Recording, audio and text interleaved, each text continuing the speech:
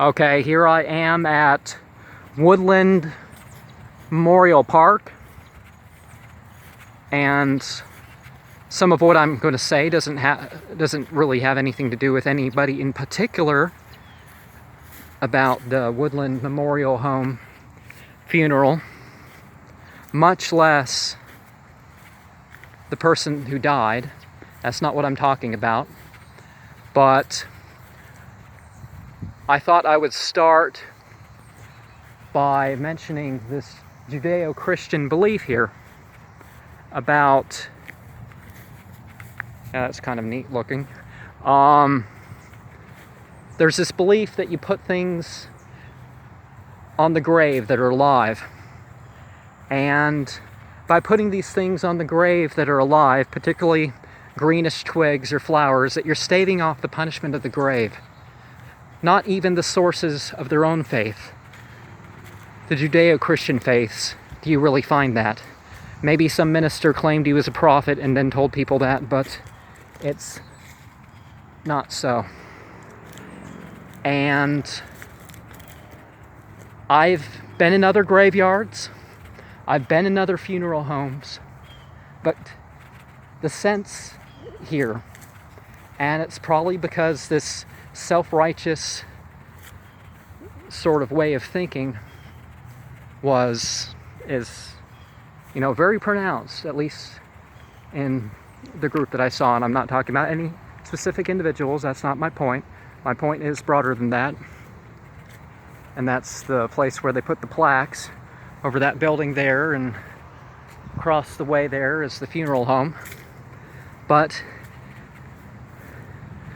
I swear, I've even been inside of military funerals. I've been in military graveyards, and, well, at least one. And the sense of evil here is greater than anything I can think of, really, as far as what I've encountered in terms of funerals and graveyards. So, can you hear the screaming? The silent screaming behind the mechanical sounds.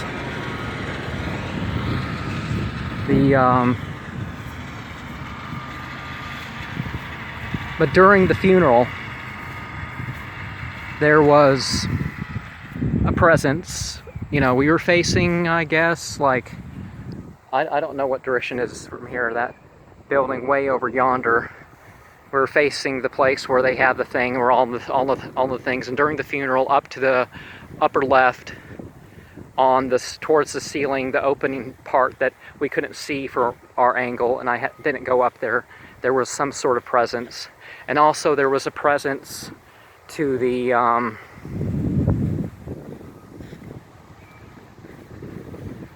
to the side.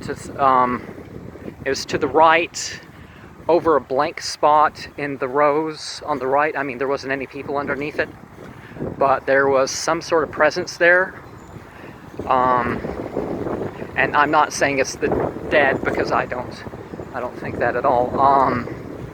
But during the funeral, you definitely saw this stoic bridge to Christianity thing.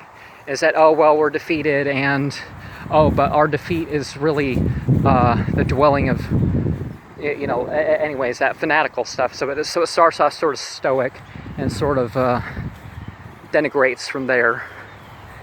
But there is a lot of self-righteousness, and that is bound to be on this. And by self-righteous, you're supposed to be righteous. You're supposed to be able to figure out that you're, righteous there. But it's not about that. It's marred with fanaticism. But it requires Paul. It really does require Paul. And I presume over there in the future will be this. This isn't the biblical burial. You get a simple little plaque, not that big, put you in the ground, and maybe they flip it over when someone else needs to be buried there. But just a huge use of land.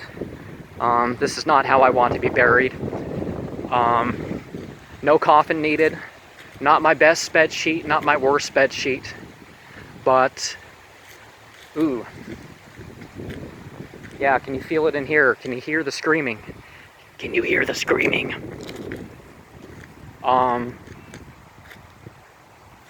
But no, the animals looked like something was going to head from over there, but it, you know, they pretty well leave this area alone. Even the crickets are, well, the grass is higher over there, but you'd expect more here if this wasn't a graveyard. So the animals know something unseen. They can hear the screaming. They can hear the screaming.